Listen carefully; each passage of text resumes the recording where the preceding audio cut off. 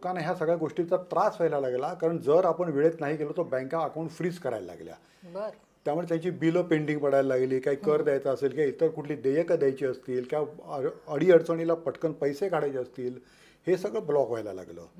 तर म्हणून मग रिझर्व्ह बँकेने थोडीशी त्याच्यात एक चांगलं सुटसुटीतपणा आणायचा म्हणून एक वेगळी त्याच्यात व्यवस्था केली.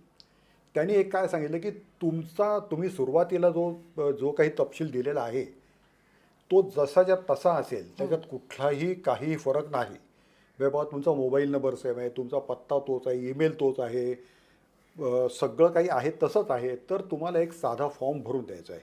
नाही तर पूर्वी जो 7-7, 8-8 पानी फॉर्म भरून द्यावा लागायचा, तशी आता गरज नाही आहे. तो एक साधा फॉर्म भरून द्यायचा, जोडीला पॅन कार्ड, आधार कार्डची झेरॉक्स आणि अलीकडचा फोटो एवढं नेऊन बँकेकडे दिलं, एक 10 मिनिटात केवायसीचं री-केवायसी त्याला म्हणतात, री-केवायसी. केवायसी. तर री-केवायसीचं हे जे प्रोसिजर आहे ते पूर्ण होतं आणि हा स्वतः अनुभव मी घेतलेला आहे. त्या री-केवायसीची कोणी भीती बाळगायची नाही. फक्त बँकेचा SMS आला की वेळेत ते सगळं जाऊन बँकेला द्यायचं आणि ते करून घ्यायचं, इतकंच हे आहे.